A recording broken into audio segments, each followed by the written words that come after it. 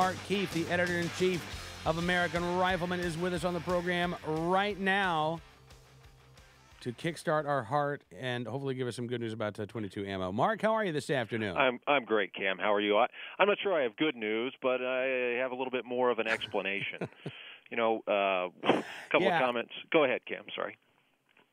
No. I was going to say I saw your piece. You posted it yesterday, and I read it with great interest during commercial breaks in the show because I get this question all of the time.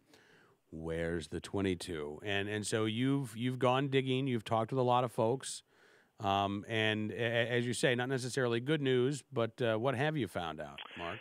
Yeah, we had a general bubble. We had a general rush on firearms and ammunition, and we've seen, in particular, 223, 9mm. That stuff's coming back. It's on the shelf, and the 22 long rifle has not.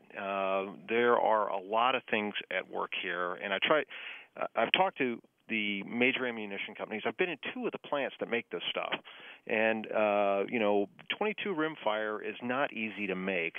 Mike Bassard used to be our technical editor, did a great article on how they actually make the stuff, and you look at it and it's like a bumblebee. How does this stuff actually work? But making it's even worse, and it's a very capital-intensive manufacturing method to make rimfire cartridges. And, our culture has changed in a lot of ways where in the types of 22s we shoot. It used to be guys shot, 22 single shots, or they'd shoot 22 bolt actions. And now we have this class of tactical 22s. We call them tactical, but of course they're not really tactical. They just look like other guns. They look like ARs. They look like MP5s. They look like, Sturmgewehrs and MP40s. And then, of course, you've got the classic Ruger 1022 that you can buy with a 25-round magazine now. Well, when I go to the range with a 25-round magazine and I go to the trouble to fill it up, I typically don't unload, shoot 10 rounds and go, you know what, I'm going to save that other 15 rounds. I'm going to put it back in the little box, back in the little hole. No, guys are shooting it.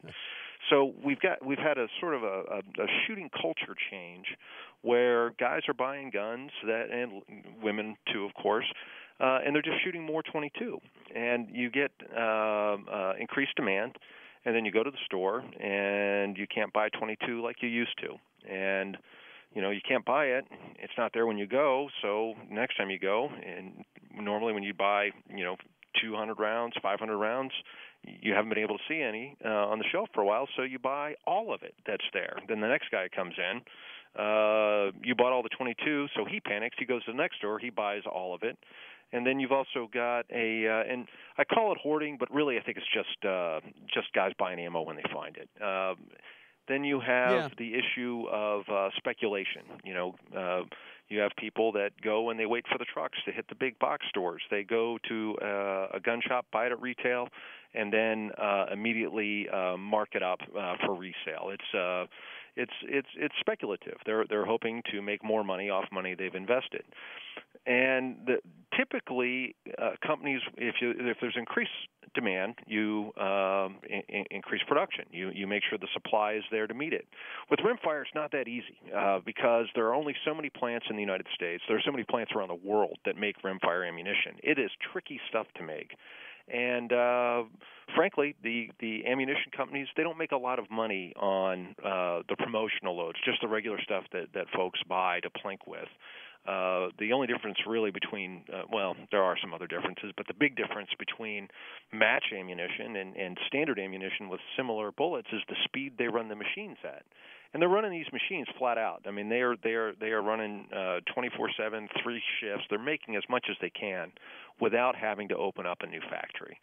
And when you only have 4 plants really in the United States that make it, and then another half dozen around the world, well, that should tell you that they can only make so much.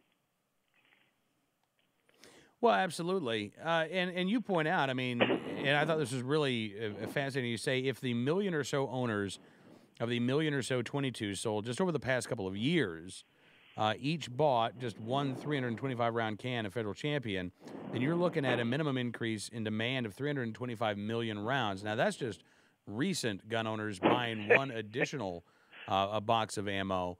Those numbers, they start adding up really quickly, Mark. And now, you say that at some point you think it's likely that the industry will decide, all right, we can support another factory. We can support actually expanding our capacity to make this ammunition. But they have not come to that conclusion. They haven't reached that decision yet.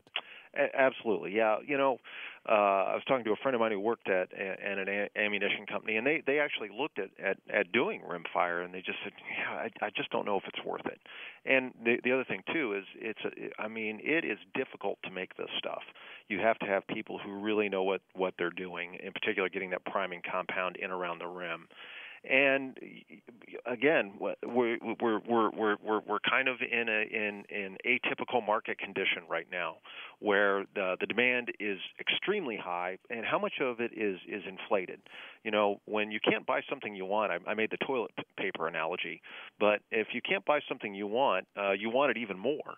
And with 22, which is a consumable commodity in some ways, when you can't get it when you want it, it sends everybody panicking. It sends people again hoarding, speculating, and also just saying, well, where is this stuff? And I've talked to some of the distributors, and it's entering the supply chains. People don't believe me on that, but I've actually been on the phone with a distributor as 10,000 rounds of Winchester hit his supply chain, and with his dealers, it was like watching somebody delete a computer file. The stuff just immediately evaporated out of their inventory and it was purchased by their dealers. So, what the real number is, it's estimated they make more than 1 billion rounds of 22 just in the United States, and that's billion with a B.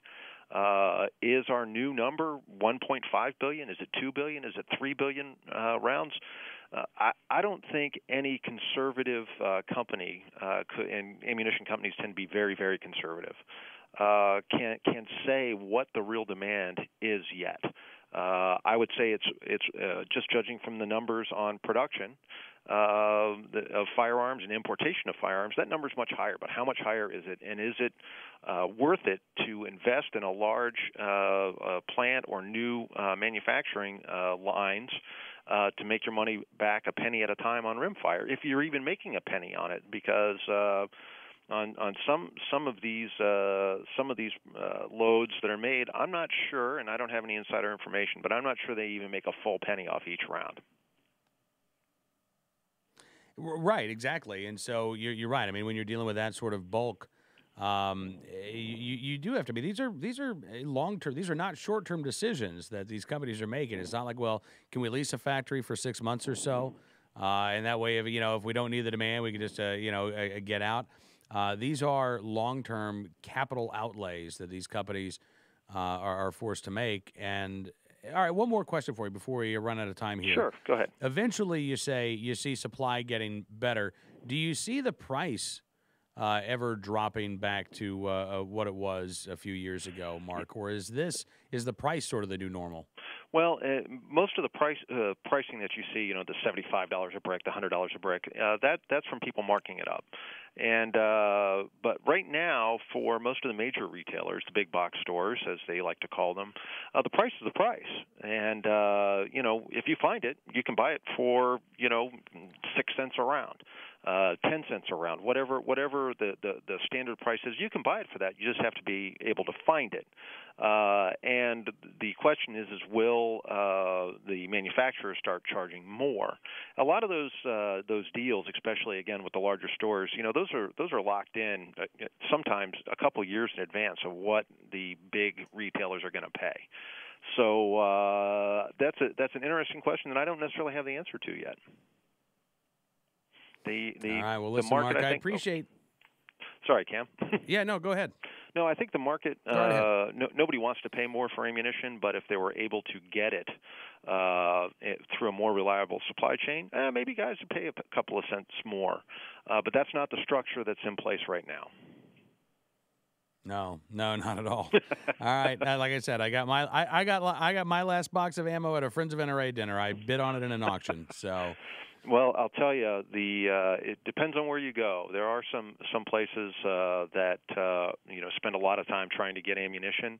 A couple of local retailers in this area always seem to have some. It might not be the bullet weight you're looking for, and it might not be the brand you're looking for, but they're going to have some. All right, Mark. Appreciate you coming on the program, sir. Thanks so much for your time. Glad to do it, Cam. Anytime you want me, let me know. I certainly will. Mark Keefe, the editor-in-chief of American Rifleman.